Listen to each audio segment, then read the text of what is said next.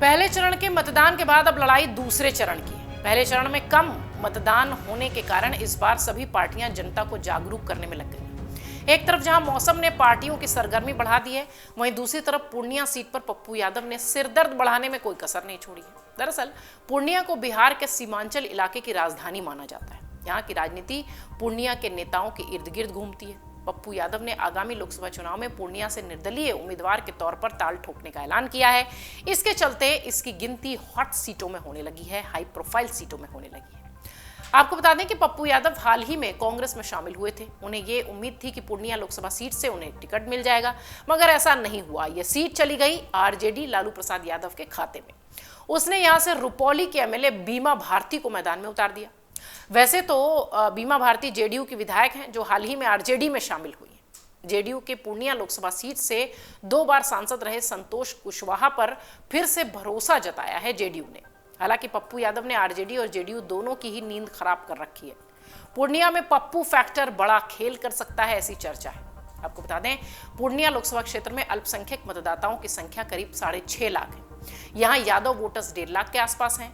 इस तरह से दोनों मिलकर एक मजबूत MY फैक्टर MY समीकरण तैयार करते हैं। अगर कुशवाहा मतदाताओं की बात करें तो उनकी संख्या 3 लाख के आसपास आती है।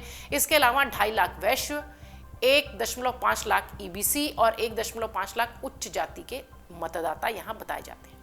इस तरह जाति समीकरणों के हिसाब से चुनावी लड़ाई बेहद दिलचस्प होती नजर आती है पूर्णिया की। राजनीतिक जानकारों का मानना है कि पूर्णिया में इस बार संतोष कुशवाहा के खिलाफ एंटी इनकम्पेंसी यानी सत्ता विरोधी लहर नजर आती है। हालांकि उन्हें मोदी फैक्टर और आरजेडी और पप्पू यादव के बीच वोटों के बंटवारे पर भी पूरा भरोसा है। उनका ये कहना है कि इनके बीच में वोट बढ़ जाएंगे और हमें फायदा होगा। यादवों और मुस्लिमों का वोट आरजेडी और पप्पू के बीच बढ़ सकता है, ऐसी तैयारी है, ऐसी जानकारी है। बिहारीगंज गांव के रहने वाले अभिनीत सिंह पूर्णिया में स्पेयर पार्ट्स की दुकान चलाते हैं।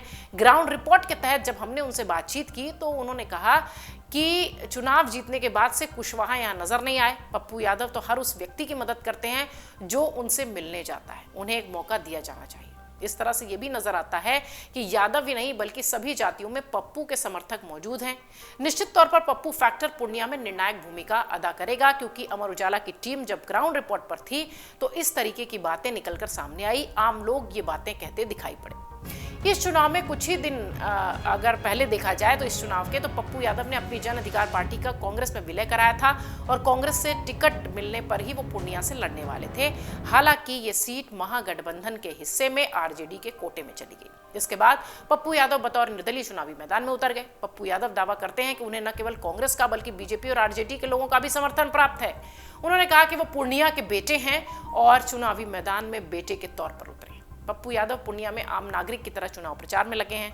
कभी सड़कों पर नजर आते हैं, कभी मोटरसाइकिल दौड़ाते दिखाई पड़ते हैं, कभी उनकी पत्नी के साथ नजर आते हैं, किसी के घर पर चावल खाते हुए नजर आते हैं। कुल मिलाकर अगर देखा जाए तो ये सब कुछ एक ही दिन में नहीं किया गया है। उम्मीदवारी का दावा ठोकने से 2-3 महीने पहले से ही पप्पू यादव पूर्णिया में तैयारी के साथ दिखाई पड़ रहे थे। जब तक लालू की नजर में बीमा भारती आती या पूर्णिया में आरजेडी अपना कैंडिडेट तय करती, उससे पहले पप्पू यादव ने कैंपेनिंग शुरू कर दी थी।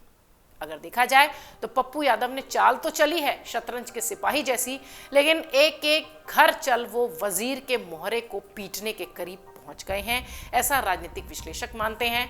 मुकाबला त्रिकोणीय जरूर है, लेकिन राजनीतिक विश्लेषक और ग्राउंड रिपोर्ट पर काम करने वाले पूर्णिया के लोग ये बात कहते हैं कि ये पूरा जो चुनाव है वो पप्पू यादव के पक्ष में जाता हुआ नजर आता है। अब ये पता चलेगा 4 जून को कि पप्पू यादव को पूर्णिया के लोगों ने अपना बेटा मानते हुए जिताया या फिर बीमा भारती लालू प्रसाद यादव की जो कैंडिडेट हैं, उनकी पार्टी के जो कैंडिडेट हैं, उन पर भरोसा जताया।